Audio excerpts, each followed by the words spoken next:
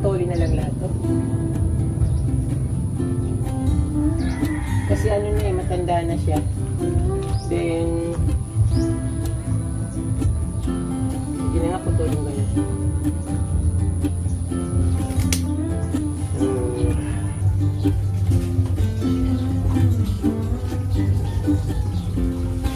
Yung mga tuyong dahon na napupulot dito, yung mga galing sa puno, ay tinatabi ko kasi nilalagay ko sa mga ibabaw ng halaman.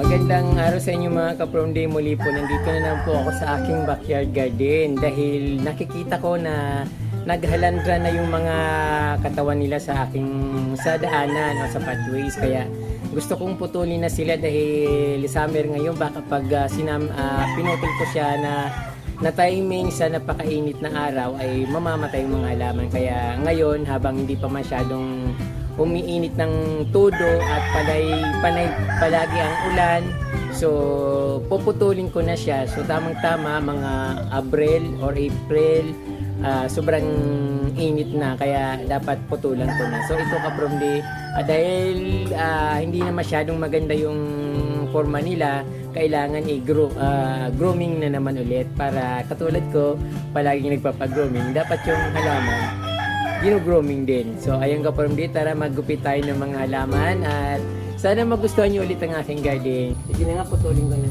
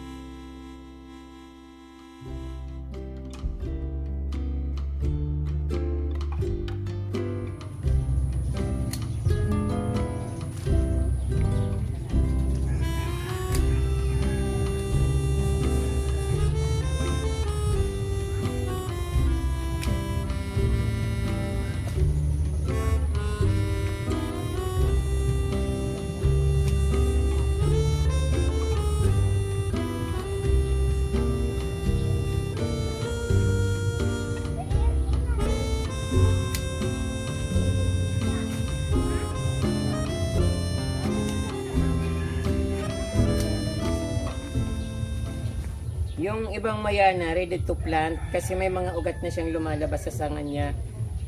Yung iba, ikakating ko siya, then i-replant ko.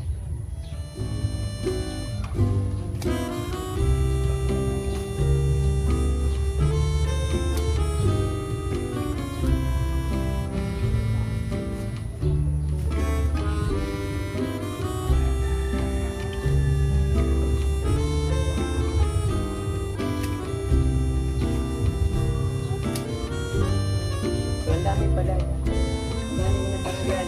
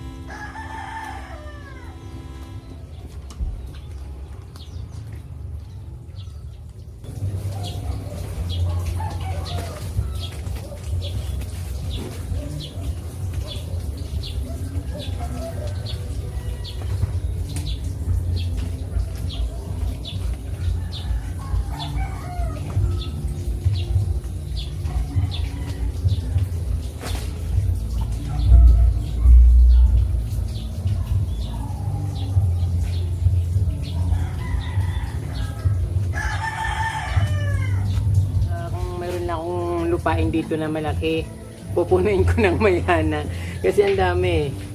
Magandang tingnan kasi yung pula compare sa ibang mga varieties kasi pag pula talaga, yung pulang pula siya. Then ayun, ibababad ko muna sa tubig.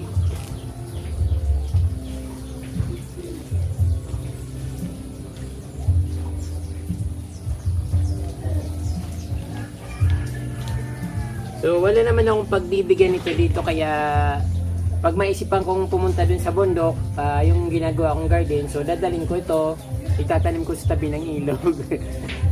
Then ayun, ibabad ko muna sa tubig.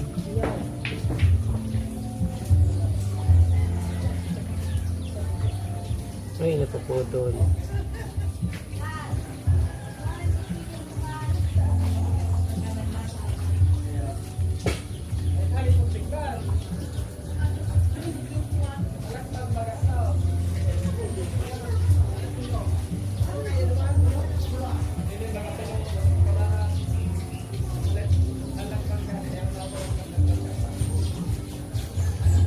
Yung mga tuyong dahon na napupulot ko dito, yung mga galing sa puno, ay itinatabi ko kasi nilalagay ko sa mga ibabaw ng halaman. Lalo yung mga nasa paso kasi wala naman siya na-absorb na mga minerals or vitamins sa paso. Kaya yung ginugunting ko siya, dinodoro ko, yung nilalagay ko sa paso. Then ito, yung siyempre yung mga nakat ko, itatapon ko na siya. Masyado nang marami.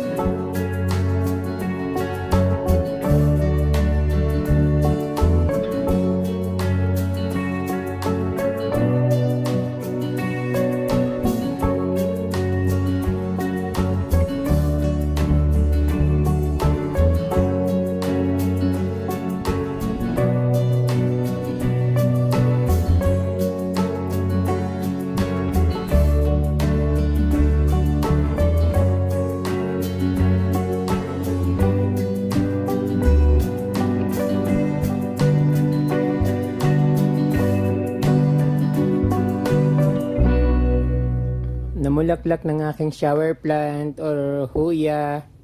Ano palang kulay nito, parang yellowish. Ang ganda niya oh. Ay, yung dati na bulaklak na ito kaya lang parang 3 piraso lang or hindi ko na malaya na namulaklak kasi nung nakita ko ano na parang 3 petals lang yung nakita kong bulaklak.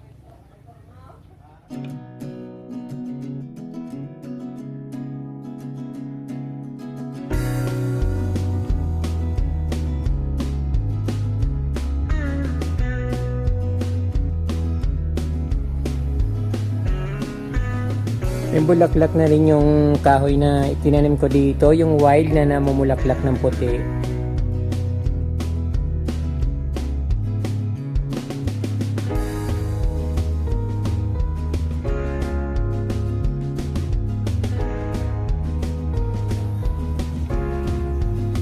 Pitcher plant at orchids na wala pang mga bulaklak. So, paminsan-minsan nakikita ko nahuhulog siya. Binabalik ko din. Ayun.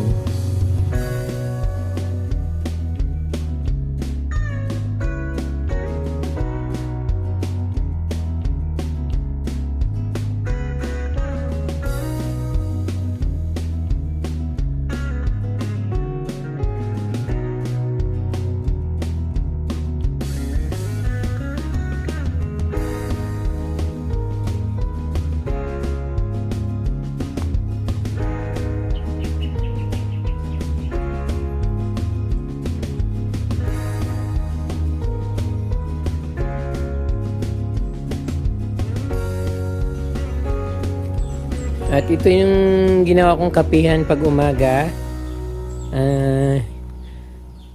Tinanggal ko na yung mga nakasabit na mga halaman.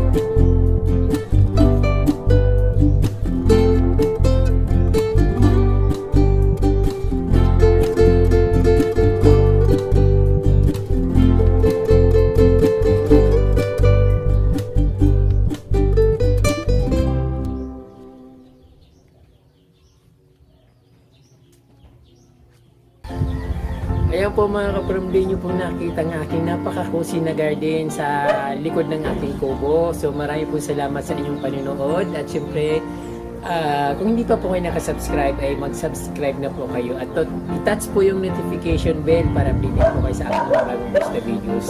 Marami pong salamat ka-From-D at Diyos mabalos po.